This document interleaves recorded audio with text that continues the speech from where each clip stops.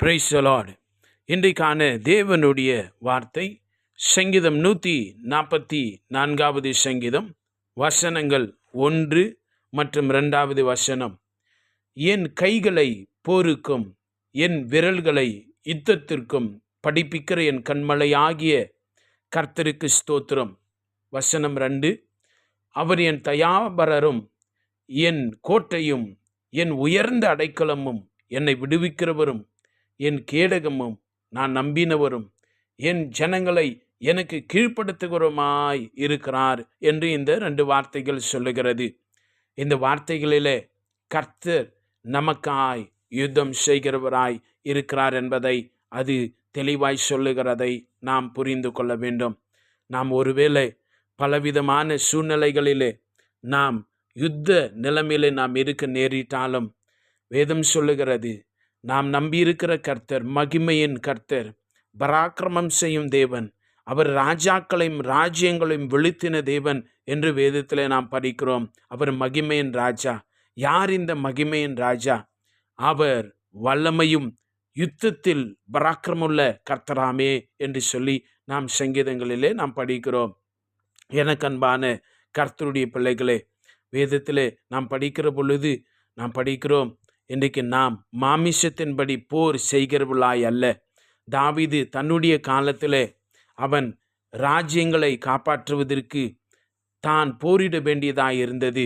இந்த 144வது சங்கீதத்தை அவன் யுத்தத்தில் வெற்றி பெற்றவனாய் கர்த்தரை துதித்து கம்பீர சத்தமாய் அவன் பாடுகிறதை நாம் காண முடியும். இந்த சங்கீதத்தில் அவன் தேவனை மகிமைப்படுத்தி பாடுகிறான். 144:9 கர்த்தாவே, நான் உமக்கு புது பாட்டை பாடுவேன், தம்புருவினாலும் 10 நரம்பு வீணையினாலும் உம்மை கீர்த்தனம் பண்ணுவேன் என்று சொல்லி கர்த்தர் அவனுக்கு தந்த ஜெயத்தை குறித்து அவன் இங்கே பாடுகிறான்.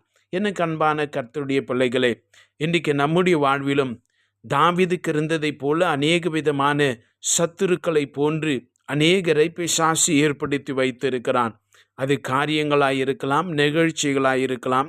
ஆனால் அவன் அநேக விஷயங்களிலே மையப்படுத்துவது ஒரு குறிப்பிட்ட மனிதரை, குறிப்பிட்ட ஒரு ஆளை சத்துருவாய் அவன் நியமிக்க முயற்சி பண்ணுகிறான். இது அவனுடைய பெரிய தந்திரம்.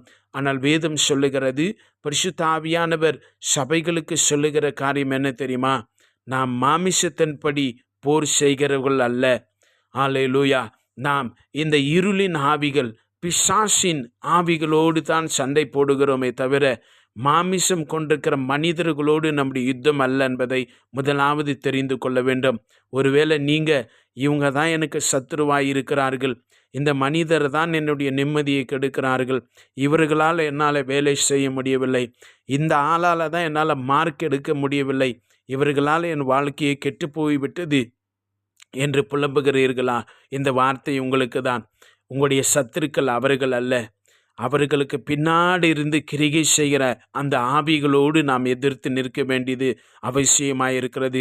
நாம் தேவனுடைய சர்வாயுத வர்க்கத்தை தரித்து கொண்டு பரிசுத்த ஆவியானுடைய அந்த பலத்திலே நிறைந்து அந்த வார்த்தைகளை, ஜீவனுள்ள வார்த்தைகளை, ஹல்லேலூயா, அக்னியாய் ஒளியாய் ஜீவனாய் இருக்கிற அந்த வார்த்தைகள், சமிட்டியாய் இருக்கிற வார்த்தைகள், ஆவியின் பட்டயமாய் இருக்கிற அந்த வார்த்தைகளை கொண்டு நாம் பேசி ஜெயம் எடுக்க வேண்டியது அவசியமாயிருக்கிறது. சங்கீதம் 18:2 நாம் படிக்கிறோம், அவர் நமக்கு பெரிய அரணும் பாதுகாப்புமாயிருக்கிறார். கர்த்தரின் கண்மலையும் என் கோட்டையும் என் இரட்சகரும் என் தேவனும் நான் அடைக்கலம் புகும் என் துருகமும் என் கேடகமும் என் இரட்சணிய கொம்பும் என் உயர்ந்த அடைக்கலமாயிருக்கிறார். ஒரு பெரிய கோட்டைக்குள்ளே நம்ம போய் பதுங்கி கொண்டால் ஒரு ஆபத்தும் நேரிடாது, மிகுந்த பாதுகாப்பாக இருக்கும். அதான் சொல்லுகிறார், அவர் நமக்கு உயர்ந்த அடைக்கலமாயிருக்கிறார். அதனால் எனக்கு அன்பான கர்த்தருடைய பிள்ளைகளே, நீங்கள் யுத்தம் செய்யக்கூடாது. உங்களுக்குள்ளே இருந்து உங்களுக்காக யுத்தம் செய்கிற அந்த பரிசுத்த ஆவியானுடைய மகிமை, அந்த ஜீவனுள்ள தேவனுடைய அந்த மகிமை வெளிப்படும்படியாய் உங்களை ஒப்பு கொடுங்க. அந்த கோட்டைக்குள்ளே நீங்கள் பதுங்கி கொள்ளுங்கள். பிசாசு உங்களை உலக பிரகாரமாய் சண்டை சச்சரவுகளுக்குள்ளே தள்ளி சமாதானம் இல்லாமல் உங்களுடைய ரட்சிப்பு சீர்குலைந்து போக வேண்டும் என்று சொல்லி அவன் காரியங்களை திட்டமிடுகிறவனாயிருக்கிறான் என்பதை நாம் உணர்ந்து கொள்ள வேண்டும். கர்த்தர் உங்களுக்காக யுத்தம் பண்ணுகிறார். ஜெயமோ கர்த்தரால் வரும். நீ பரிசுத்தாவியினாலே, தேவனுடைய பலத்தினாலே, வார்த்தையின் வல்லமையினாலே நீர் யுத்தத்தை நடப்பிக்க வேண்டியது அவசியமாயிருக்கிறது. ஹல்லேலூயா. கர்த்தருடைய பரிசுத்த நாமம் மகிமைப்படுவதாக. எனக்கு அன்பான கர்த்தருடைய பிள்ளைகளே, தேவனாகிய கர்த்தரை என்றென்றைக்கு நம்புங்கள். கர்த்தராகிய யெகோவா நித்திய கண்மலையாயிருக்கிறார். இந்த கண்மலையில் போய் வீடு கட்டினாலோ, இந்த கண்மலையில் போய் தங்கி கொண்டாலோ, நாம் மற்ற காரியங்களை குறித்து கவலைப்படவில்லை. கண்மலை அவ்வளோ சீக்கிரம் விழாது, அசையாது, எதிர்க்கும் ஆபத்தில்லாமல் நாம் பயப்படாமல் தைரியமாய் இருக்கலாம் என்பதைத்தான். நம்முடைய தேவன் அப்படிப்பட்டவர்.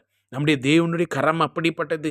நம்முடைய தேவன் அவ்விதமாய் நம்மை பாதுகாக்கிறார், நம்மை தப்புவிப்பார், நமக்கு ஜெயத்தை கொடுப்பார், நம்மை வழி நடத்துவார் என்று சொல்லி, அவர் நமக்கு ஒரு பெரிய பாதுகாப்பு என்று சொல்லி தாவீது இவ்விதமாய் அவனு குறிப்பிட்டு சொல்லுகிறான். எனக்கு அன்பான கர்த்தருடைய பிள்ளைகளே, தாவீதை போல இன்றைக்கு நாம் மனிதர்களோடு போராடுகிற காலங்கள் அல்ல. இருளின் ஆவிகளோடு, அந்தகார லோகாதிபதிகளோடு, வானமண்டலத்தில் இருக்கிற அந்த இருளின் வல்லமைகளோடு நாம் எதிர்த்து நிற்கலாயிருக்கிறோம். அந்த இயேசுவின் இரத்தத்தால் கழுவி சுத்திகரிக்கப்பட்டிருக்கிற நாம், பரிசுத்தாவினாலே முத்தரிக்கப்பட்டிருக்கிற நாம், அந்த வார்த்தை நமக்குள்ளே வளர்ந்து பலனை பெற்றிருக்கிற நாம், பரிசுத்தாவின் மகிமினாலே சத்துருவின் வல்லமைகளை முறியடிக்கிறவர்களாய், ஜெயத்தின் மேல் ஜெயத்தை காணவர்களாய் நாம் இருக்க வேண்டும். நமக்கு எப்பொழுதும் எல்லா இடங்களிலே நம்மை வெற்றி சிறக்க பண்ணுகிற தேவனாகிய கர்த்தர் உடைய வாழ்விலே ஜெயங்களை காண உதவி செய்வார். இன்றைக்கு ஒரு தீர்மானம் எடுங்க. நான் மனிதர்களோடு சண்டை போட மாட்டேன். ஆனால் அந்த ஆவிகள் பின்னாடி இருந்து செயல்படுகிற அந்தகார ஆவிகளை, இருளின் ஆவிகளை முறியடிக்கிறவனாய், இயேசு கிறிஸ்துவின் போர் சேவகனாய் நான் வாழ நான் முற்படுவேன் என்று தீர்மானம் எடுங்கள். சங்கீதங்களின் புஸ்தகத்தில் 60:12 நாம் விதமாய் படிக்கிறோம். தேவனாலே பராக்கிரமம் செய்வோம், அவரே எங்கள் சத்துருக்களை மிதித்து போடுவார். அவரே உனக்குள்ள இருந்து சத்துரு என்னென்ன காரியங்களை, நிகழ்ச்சிகளை, சூழ்ச்சியை அவன் பண்ணி வைத்திருக்கிறானோ, அந்த தேவனுடைய மகிமையான வல்லமையினால சத்துருன் எல்லா திட்டங்களை முறியடிப்போம். கர்த்தர் இந்த வார்த்தைகளினாலே உங்களை பலப்படுத்துவாராக. கர்த்தர் உங்களுக்காக யுத்தம் செய்வார். நீங்கள் ஜெயத்துக்காய் உருவாக்கப்பட்டிருக்கிறீர்கள். ஜெயம் உங்களோடு தான் இருக்கிறது. ஆமென். God bless you.